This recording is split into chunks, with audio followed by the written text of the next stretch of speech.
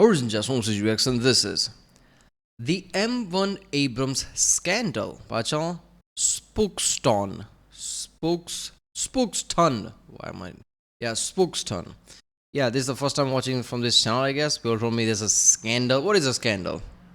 I mean, one thing I know, heard about M1 Abrams is that its OP image comes from, Middle Eastern wars 20 years ago, where USA had air superiority. So it's kind of like, obviously, gives an edge to the, whoever has the air superiority. So tank would be OP in that way. Maybe that's why it's like shown a bit more OP than it should be. Is that the controversy? I don't know what other scandal there is. Scandal, apparently.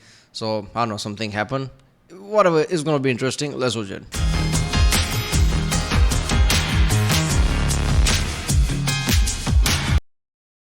Remember, if you like my and like subscribe, so I know we start videos to tomorrow. I like military style videos like this, about usually equipment related videos like tanks, jets, and whatever. I like technology. I like how technology trickles down to everyday use. It does usually, right? A lot of things. When you really peel through it, where it started, it usually has military backgrounds, let's just say, right? A lot of that goes back to the Apollo program, which you can see it as military program since it was the answer to Soviet Union. Why the fuck not? As soon as Soviet Union collapsed, everything collapsed from NASA as well. All the plans of the Apollo style missions. Yeah, it's like restarting now, because I guess Elon Musk tried to go to Mars now with the SpaceX. They're like, oh, we have to do it. Is that the case? I don't know. But yeah, let's watch this one. At the Aberdeen Proving Grounds in Maryland today, the Army rolled out its new XM1 tank, a turbine-powered 59-ton speedster that at 45 miles an hour has twice the speed and mobility of current models. It's the first completely new tank to roll off the assembly line in America in 20 years. It cost over $1 billion to develop. Its past and perhaps its future are clouded in controversy.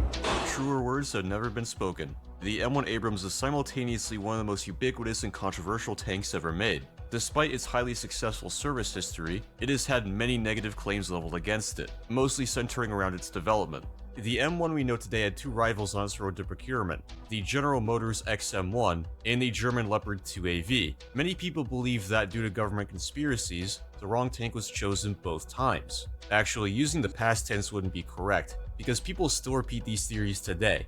And when you ask them, well, how were the rival tanks better? The answer usually comes down to they used diesel engines. You probably guessed that the actual situation is a bit more complex than that, and you'd be right. The same thing with what they did with F-22. Oh, Northrop one is better, F-23 was better and all that, right? Same element, right? Okay, first of all, military use when it comes to military, they put their emotions and everything aside, and they basically, let's just say they become scientific, because that's scientific as it gets. What serves our purpose right now, and what are we trying to do right now? Which fits the best? And usually they go with that. It's not about which is the best, which is the best that fits our picture they're trying to do, right? I don't know how to say that. Like, what are we trying to do right now? What we need these tanks for? Which fits perfect that way?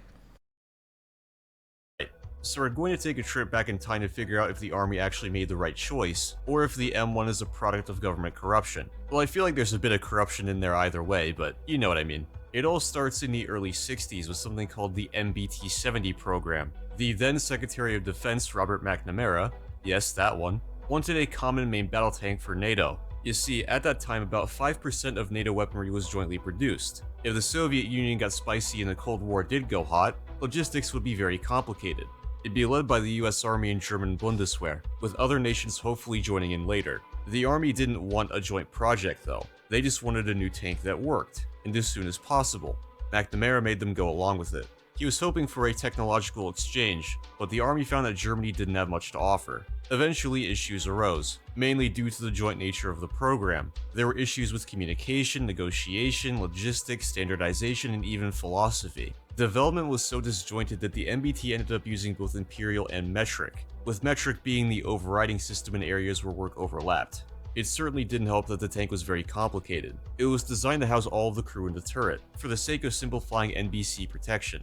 The driver had a counter-rotating capsule that would keep him facing forward. The main gun was a massive gun launcher that could fire both kinetic rounds and missiles. Each side tried to bring their own parts to the table. The American autoloader worked, but the German one was very unreliable. It was the opposite case with the engine, where the American AVCR 1100 was very troublesome. Don't worry, we'll be talking. Yeah, when you hear about German being really unreliable, it feels weird, right? German engineering. But people really fail to understand, like anybody who's owned any German car would know that, yes, they're reliable, but because of their, let's just say, over German ways, they over engineer shit. And when things do go wrong, they go wrong a lot. That's the problem, right? Figuring shit out is really hard. I'm guessing that's what happened here, right? Either that or like this is like the early days of, like, you know, after the war. The early days of Germany is trying to get its foot right. I don't know. That we know of Germany today as like how engineering is working. I don't know. I'm pretty sure it's probably like, you know, they over-engineered shit. And it's just like when it failed, it really failed. It becomes a hassle, I guess. Talking about it a lot later. The Shillelagh missile was largely a failure, and that's putting it pretty mildly. Eventually the program was cancelled, especially when Congress found out that each tank would cost around $1 million per tank. That probably doesn't sound like a lot now, but trust me, in 1970s dollars, yeah, that's a lot. Yeah, that's also, a lot. cooperation with Germany was making things more difficult, not easier. The Army and Congress then outlined a tank program that would focus on delivering a capable, relatively cheap, and survivable tank in a short time frame. So pretty much the opposite of what the MBT-70 turned out to be. This program would eventually lead to the M1. Two car companies would end up competing, General Motors and Chrysler. One of these companies was doing great financially, the other was not. Given only one of them is still around, I'll let you guess which company wasn't doing so hot. If you guess Chrysler, you get one of those cool scratch and sniff stickers. Probably diesel scented, that fits with the theme, right? Anyway, for Chrysler, this contract was pretty much do or die. So when they designed their prototype, they went all out. What do you mean one of them is not around? Chrysler and General Motors both are around. What? Wait a minute. Yeah, I thought I misheard it. Yeah, isn't Chrysler around? What are you talking about? Chrysler. I mean, isn't that under Fiat, right? I mean, okay, yeah, is Chrysler around? I'm confused. Isn't like there are subsidiary companies under Chrysler and Chrysler is owned by Fiat now? I don't know. Wait a minute, is Fiat owned by Chrysler? I'm confused now. The heart of which was the unproven AGT 1500 gas turbine engine.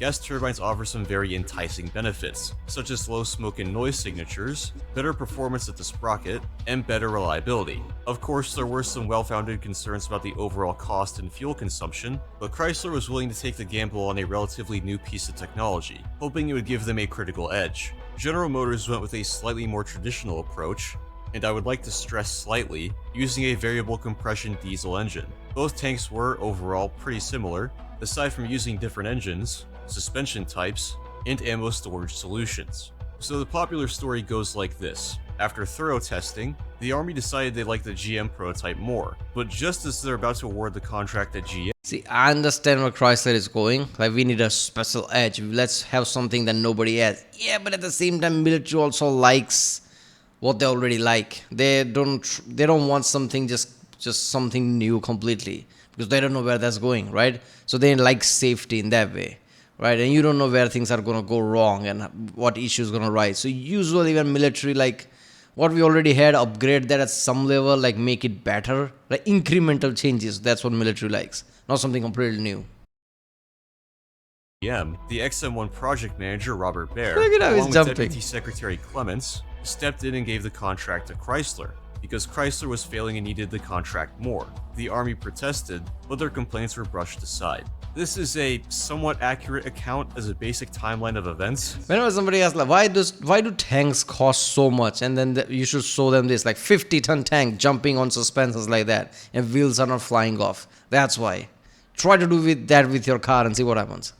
But otherwise, it is complete nonsense. After the first round of development and operational testing, or DTOT, it was indeed determined that the GM XM1 was superior to the Chrysler prototype. However, in the second round of testing, the Chrysler XM1 was deemed the better option. So what happened? After the first round of testing, Baer declared that both tanks should be redesigned, so that they could mount either the diesel or the turbine. This decision happened just as GM was about to be awarded the contract, so surely this was just a way to buy Chrysler more time, right? Not exactly. While some detractors act like the diesel and turbine were favored equally, or that the diesel was favored because duh, it's a diesel, obviously it would be better, that's just not true. The Army did have a clear bias towards the turbine, not only because it was new and innovative, and had those potential performance benefits mentioned earlier, but also because Germany had expressed interest in using it.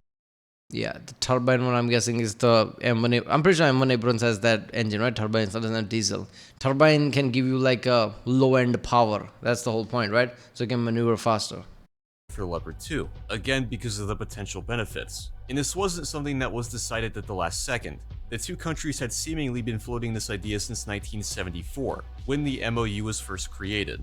It would later be made official with an addendum to the MOU, which was ratified the same month that the XM1 program altered course. In fact, in a memo Baer wrote just after the announcement that the source selection phase would be extended, he explicitly stated that standardization was the reason that both tanks should be able to accommodate the turbine. That doesn't explain why the turbine-powered Chrysler prototype won. The answer to that question can be found in the DTOT testing. The Chrysler tank had a significant edge in mobility, a slight edge in firepower, and the GM had slight edges in vulnerability and fightability. Cost isn't listed here, but the GM was the cheaper of the two. Yeah, see, that's the awesome part here. The mobility, look at that. Chrysler is just like the turbine one, right? So yeah, if you're turbine, you're same thing how like superchargers works in cars, I'm guessing. Low-end power. It can instantly give you low-end power, right? Compared to diesel engine. Diesel have like higher like torque. Obviously, it has like the punch, right? But yeah, it can give you mobility at lower speeds, right? Lower range. And knowing how heavy the tank is, that's the really great thing. So you need a lighter tank in order to have that kind of mobility, but this is like a heavy tank with that kind of mobility. That alone makes M1 Abrams like really powerful going forward, right? So, you remember how I said the main goals of the program were low cost, survivability, and quick delivery? Well, it should be no surprise that GM won the first round of testing then. Following the testing extension, Chrysler poured a lot of work into improving their design. It was reworked from the ground up, with the armor profile improved and unnecessary bits stripped off to reduce cost. The most important change was to the gun mantlet, which was now much smaller and incorporated composite armor.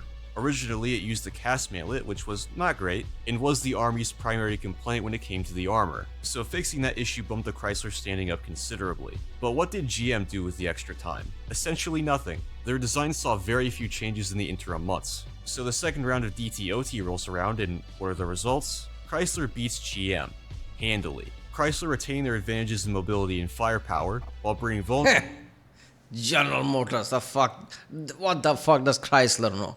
Yeah, what we need to change? Nothing. Like put a new paint so it shines more.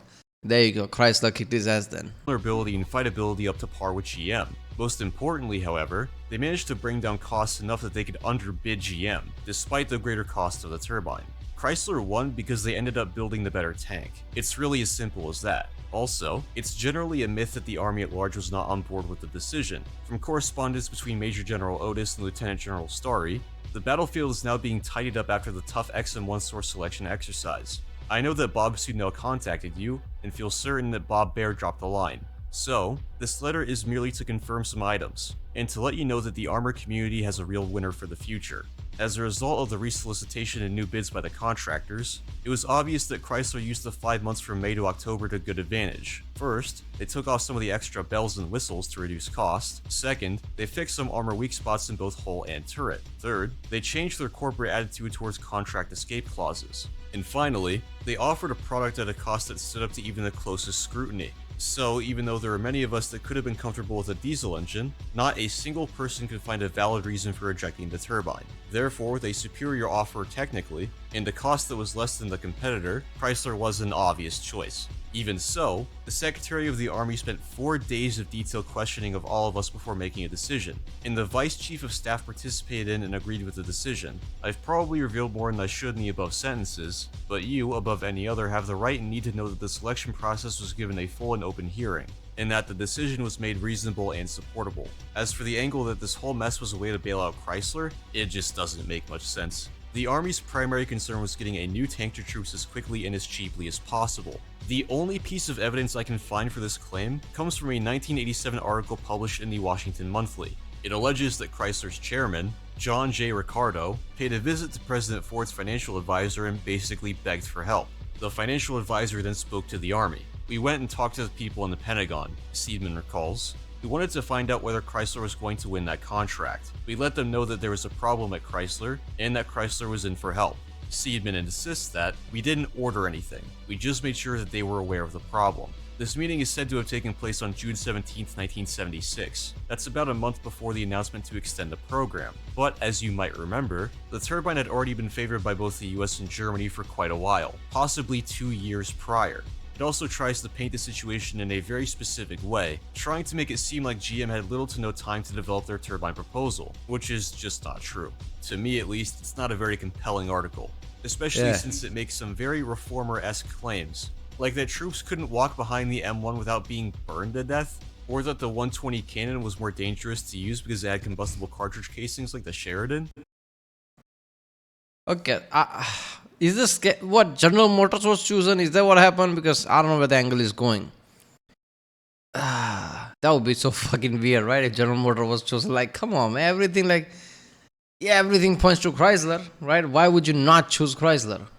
It is true that the Sheridan had an unfortunate habit of blowing itself up sometimes, and the Army was cognizant of that, but combustible cartridge casings had come a long way since the 60s. Anyway, I feel like if the Army just wanted to bail out Chrysler, they could have awarded them the contract right away. If extending the program was the way to buy Chrysler time so they could improve their tank, what would the Army have done if GM kept pace? What if the GM tank was still better? Not to mention that, as then Secretary of the Army Martin Hoffman points out, the financial condition of Chrysler consistently cut against them in the competition. If you can hire one of two contractors, are you going to hire the one that can go bankrupt at any second, or are you going to hire the one that is very successful? If Chrysler went defunct in the midst of fulfilling the contract, it would create turmoil for production, and that's exactly what happened. Now, some of you guys watching this might look back with hindsight and say, well, the turbine turned out to be a lot of trouble. We should have used the Chrysler design just with the diesel engine. And this is the point where things get really— What? Okay, I don't know why I'm having a hard time hearing this video. Chrysler had the diesel engine. Why was I assuming Chrysler had the turbine engine? Because of the maneuverability? So wait a minute, how did Chrysler have the better maneuverability with diesel engine? I don't get it. And what is the scandal that they gave it to Chrysler and Chrysler had? Look man, Chrysler was like a big company around this time, right? So they're not going to think that it's going to go bankrupt or something. And it's a military. They're like, okay, we'll bail out if that happens. But like Chrysler makes better tank. They could have given them contract in that way. I don't know. Really fun, because it turns out the diesel engine was just absolutely terrible. Yes, possibly even more troublesome than the turbine. You remember that really unreliable diesel engine from the MBT-70 program, the AVCR 1100? It came back for the XM1 as the AVCR 1360. It wouldn't be fair to call them the same engine. The 1360 was a derivative of the 1100, but yeah. Despite what a lot of tank nerds think, the AVCR 1360 was not based on proven technology. AVCR stood for Army Variable Compression Ratio. Variable compression ratio engines promise to bring the high performance and fuel economy of diesel engines, but at a much lower overall weight and size. It is very important to point out though, that VCR engines were not much more mature than gas turbine engines for ground platforms. The AVCR did have a bit of maturity behind it, since it was already tried on the MBT, but the engine's designers, Teledyne Continental Motors, really struggled to fix its quirks. I did find a report from TCM that talks about the 1360, but if you've watched my channel for a while, you know I'm not very smart, and I am certainly not an engineer. But I do have a friend that's an engineer, so I sent it to him. He didn't want to make any definitive statements about what could have been the issue, understandably, but he suspects that, and I quote, "The materials used and their thickness provided insufficient margins of safety under load surges." So there you go. While the turbine started out about as unreliable as the AVCR, it improved pretty drastically as the program dragged on. If you want to know how the Army felt about the AVCR, just listen to this message from General Starry to Major General Lynch. I mean, turbine one, like, yeah, it has problems. I'm pretty sure that's like one of the reasons why the M1 Abrams is like really good, right? Yeah, I don't know. Yeah, it's like it has a low end power. So I don't know which video I watched, but I've watched multiple videos, and that's the information I got. Like, it gives you like a really like stronger low end power. As I looked through the October 1979 issue of the Azza Army Green Book magazine, I came upon a TCM advertisement expounding on their much vaunted AVCR 1360 engine. The commercial infers that the engine has proven itself as a result of its use on the HIMAG. The facts belie the claim. Our experience during government chassis tests of the HIMAG indicate that the engine is not yet reliable or dependable. The HIMAG engine had several significant malfunctions during chassis testing. Two of these failures also occurred during XM1 DT1, failure of the fuel injector pump, and the engine throwing oil out of the crankcase breather tube during tight turns. Additionally, during subsequent contractor testing of the HIMAG at Yuma, the engine failed when parts of the turbocharger were ingested into the engine. Although developmental improvements may have been made in the intervening 15 months since the HIMAG chassis test, the effectiveness of any such improvements remains to be proven in an operational environment. All so-called testing has been in the white suit sterile mode. Based on the facts, any attempt at this time to think that the engine has reached a level of maturity is presumptuous. I don't know about you guys, but I don't think functioning engines eat themselves alive like some kind of dumb Ouroboros. That letter was written in December of 1979, over 3 years after the turbine was selected, and the AVCR still wasn't considered mature by the Army. Well, at least Sounding from that, it's like, look, diesels can be great, sure, but we're like, under bad conditions, diesel can be a problem, right? So you need to make a good diesel engine. If your diesel engine already has these issues, it would have had a lot of issues, like when, let's just shit hit the fan, right, in the bad conditions. This is a tank, that will be bad conditions, come on. the AVCR was more fuel efficient, right? That was the main complaint with the turbine after all. Well, I was amazed when I found this out, but the AVCR was about as fuel efficient as the turbine was. Somehow, depending on the conditions, the AVCR was either slightly more fuel efficient than the turbine, or slightly less. When comparing tanks of the same... you're thinking about lugging on 50-60 tons of a vehicle with a requirement of higher torque. Yeah, I think fuel efficiency is gonna be like that, I don't know. weight, the AVCR could range from 6.2% more fuel efficient to 4.3 less. That's not even mentioning that because the AVCR still weighed more, a 59-ton tank using it would have less armor. Raw specifications aside, the AVCR's general performance wasn't very flattering either. During force-on-force exercises, the M1's adversaries gave it the nickname Whispering Death, thanks to the turbine's low noise signature. During testing, the GM prototype's adversaries gave it the nickname Old Smoky. You probably don't need me to tell you why. While GM accepted the loss, TCM threw a bit of a fit. They undertook a massive lobbying campaign, one that eventually won over some representatives in Congress. Not long after, Congress floated the idea of appropriating funds for a backup diesel engine for the M1. The Army very quickly noticed that there was some shady stuff going on, such as the offer practically being designed by TCM, and the amount being so low, no other company could afford to place a bid. Only TCM could. The turbine wasn't perfect by any means, but it was much farther along, and mostly just like... yes, lobbying. The greatest thing in democracy ever. Right? I don't know who thought of it. I don't know who approved of it, how back it goes. Somebody needs to make video about the history of lobbying. It's one of the most stupid shit ever. On paper, it might make sense in the world of democracy, in the world of less regulations, right? When you just give capitalism, right? Give freedom to the companies. When you really think about it, lobbying kind of makes sense, but it really overall picture, hindsight, it's just fucked up, right? Shit like this, abuse will happen. That's the problem, right? All the USS founding fathers, USS founding fathers. All the things they say, it's always self-evident. They always use words okay, the people who will use this will not be stupid. I'm hoping that's the feeling you get every time they write this. I'm hoping the word people will interpret these laws and things that we wrote, whatever. Right, I'm guessing they will not be stupid because we need to keep this open-ended. We can't have hard just locking things. Otherwise, not much of freedom, is it? So yeah, all the amendments and things and all the things that they basically wrote down is just they always are self-evident, this and that. There's always words like that. I'm hoping whoever translate this is not gonna be a-hole and exploit this. But of course, that's what happens. Quality control issues by this point. Anyway, I hope that puts the Chrysler bailout myth to bed. Now let's move on to the Leopard 2. I'll try to keep it brief, which probably won't work.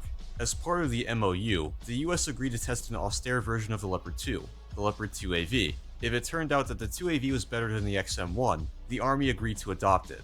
Germany did not make a similar promise for the inverse case, where the XM1 proved to be superior. In late 1976, a 2AV as well as a ballistic hull and turret arrived in the US for testing. The German delegation clarified that their tank actually weighed 59.6 tons, 1 ton over the 58.6 weight limit. The US said no problem, issued them a waiver, and the tests were conducted in short order. Since US tankers aren't currently driving around on Leopard 2s, you can probably guess that the XM1 And knowing German, I think it was more of a problem for them than it was for the Americans. Okay, it's a ton more. Americans like, does it do the job? I don't care. But yeah, it's a ton more. You said it's not. It's supposed to be this. It's a ton more. Like, chill the fuck out.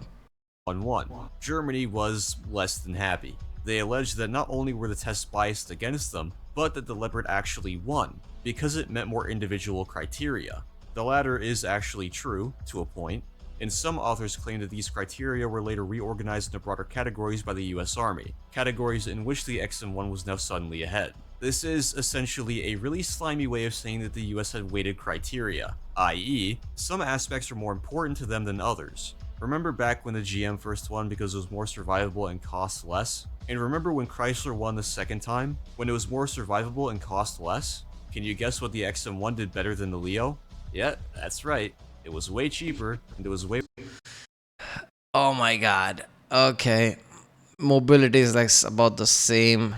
Accuracy is good from Leo, I guess, Leopard. Vulnerability, cost, and yeah. I mean, you know, it was the issue to US. You know, it's not like something they just thought of later, right? Cost and all that, like, I don't know.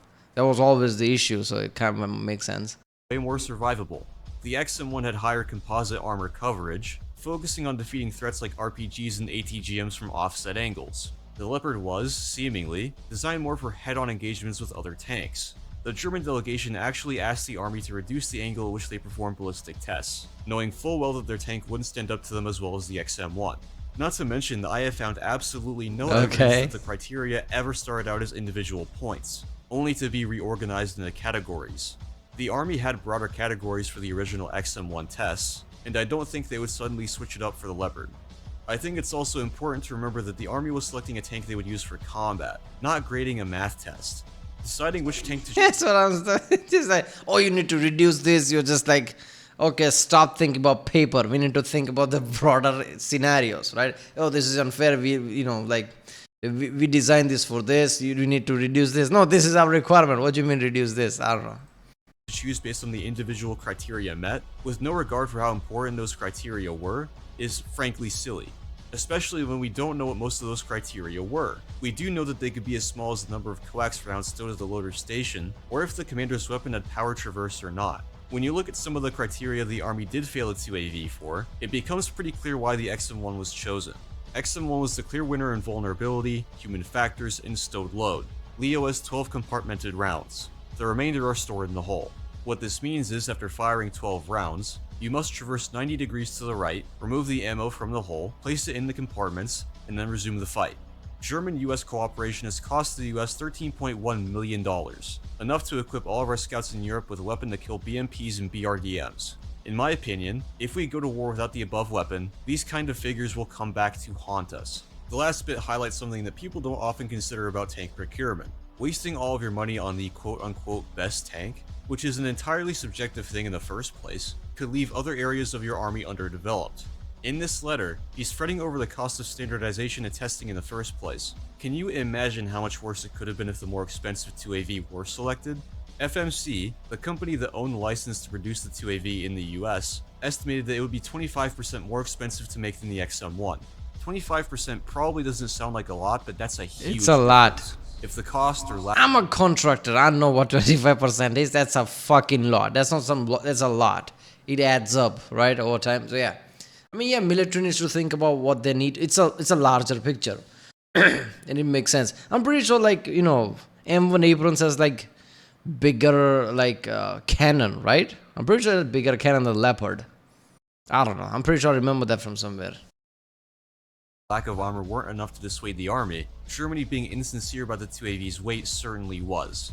It was discovered that the 2AV that was tested had no special armor installed. No, that's not a conspiracy theory. We have a written note proving it. The Germans had ballasted it to Build PT-90 with any special armor in the hull or turret. What?